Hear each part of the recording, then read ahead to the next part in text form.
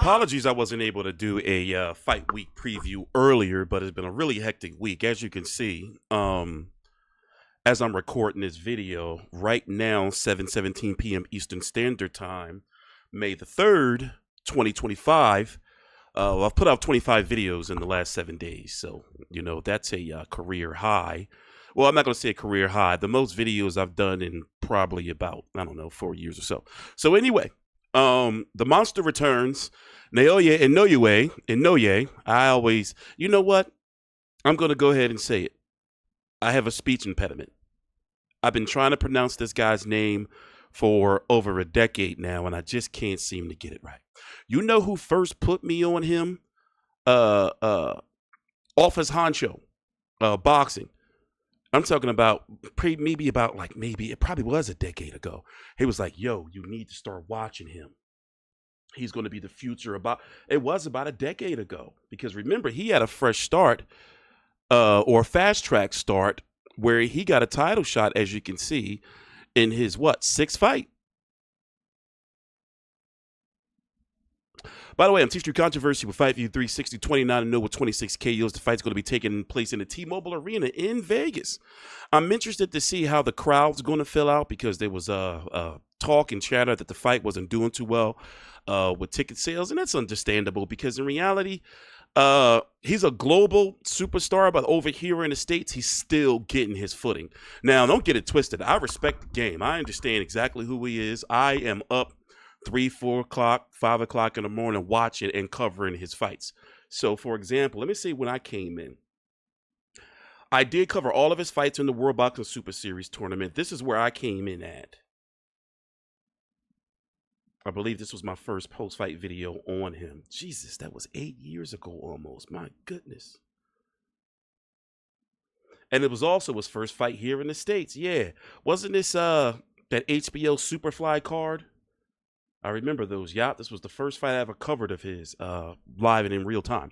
But anyway, he doesn't get the respect he deserves by casual boxing fans in the States. And that's understandable because, see, unless you're dedicated and a hardcore, you're not getting up no 4 or 5 o'clock in the morning to watch this guy fight. So I get it.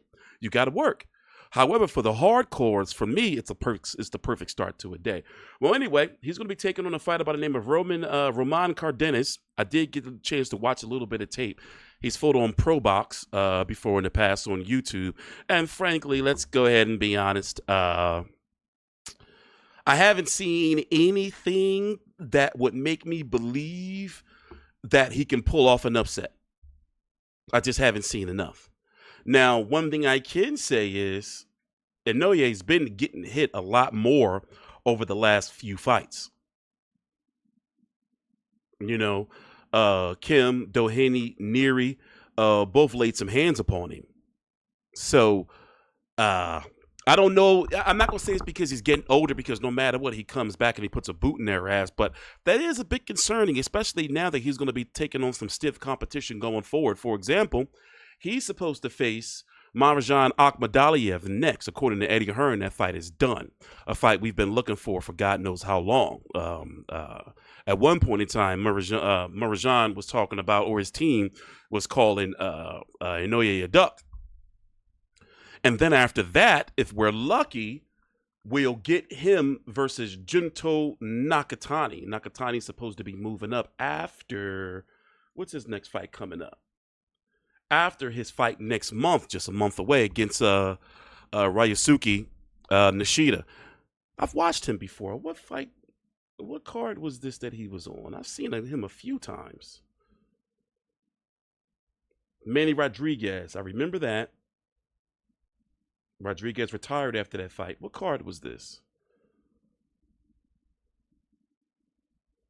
How come I feel like I've seen him fight before, his last fight? Well, anyway, moving on. It's supposed to be, if we're lucky, it'll be Marajan Akhmadaliev in September, Nakatani in December, or hopefully in Japan, hopefully maybe the beginning of next year. And then he's supposed to be moving up to 126 pounds to take on Nick Ball and start dominating, which he will, the 126-pound division. And me personally, I think that's his weight cap. I don't know about 130, but 126, I can see him going up there and beating all of these guys. For example, he already beat Stephen Fulton. Nick Ball, he probably would stop him. Angelo Leo probably stop him. And Rafael Espinoza, who's on the undercard, by the way, would present an interesting test. And I believe that Espinoza would be the biggest fighter or the tallest fighter Inouye's ever fought. Correct me if I'm wrong. Where's this boxing event at? Espinoza's taking on Edwin Vasquez. By the way, on paper, this card is much better. Well, it was only 5 fights really, and one of them was an exhibition, and another one was a debut for the Times Square card last night. By the way, the Canelo versus William Skull card is going to be starting in about 40 minutes. It already started, but the main card opening up with F.A. Ajagba, a top-ranked fighter, versus Martin Bakole. That's starting at 8 p.m. Eastern Standard Time. It's 7:22 right now. But it's some really interesting fights in this card. Rafael Espinoza, Rohan Polanco, I've been hearing a lot about him versus Marcos Maidana's brother, former title contender Fabian Maidana. Rais Salim, also former title contender, taking on Rudy Garcia and Emiliano Vargas. So right there, you got an action-packed card, at least on paper. So the T-Mobile Arena, I'm not quite sure how that's going to work out. I can't wait to see the crowd because, that is risky business putting him in an arena like that, or, the I guess you can say outside of the MGM Grand, the biggest boxing arena that they've been using over the last several years since they've opened. It's like the marquee boxing venue in Vegas. So I'm interested to see what the ticket sales are going to look like. In fact, let me type it in and see what the sales are looking like. Let's see. Let's see what's coming up. 23 hours. Here we are.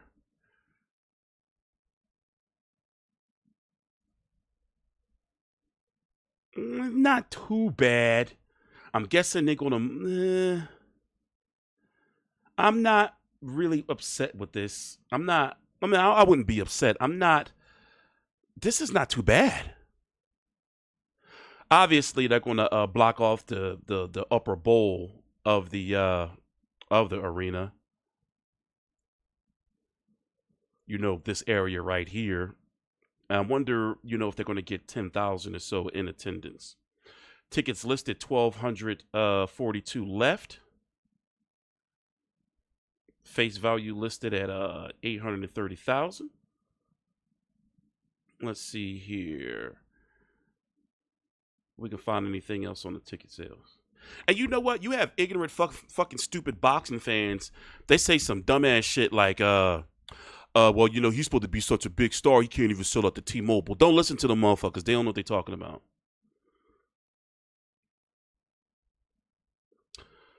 I love mocking Inoue. Oh no, I'm not listening to this. Once you start off with that, I'm not trying to hear it.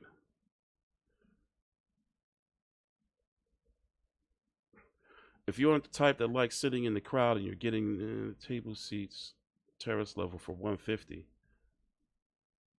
Okay. I don't know. Let's see how it feels out tomorrow. But nonetheless, I'm going to be here covering the card. I'm really interested in the Rafael Espinoza and Edwin Vasquez fight. I've seen him fight. I'm sorry. I know I keep saying the same shit over and over again. Oh, 4 KOs. I'm not liking this. Who did I see him fight before? Joe Cordina. That's who. And I feel like I've seen him fight Ray Ford. Okay, all right. I don't know. Maybe because I'm becoming a Rafael Espinoza fan, I guess. But I'm really interested to see where he's going to go. If he's going to stay at 126 for an in-house Inoue fight, if he gets his chance, or if he's able to stay there because of weight, or if he's going to move up to 130 pounds. After all, look, the guy's listed at 6'1". In fact, let me go show you his how he looks at the weigh-in versus his opponent. Where's the face-off? Look. And Vasquez is how tall? 5'7". So, going to be an interesting fight. But anyway, thanks for watching. Excuse me, allergies. Excuse me. Thanks for watching. Please subscribe. We're going to be here on Sunday night covering the card. And follow me on Twitter, TstreeT Controversy. The links to my social media right there below in the description box. Here we are. See you guys later.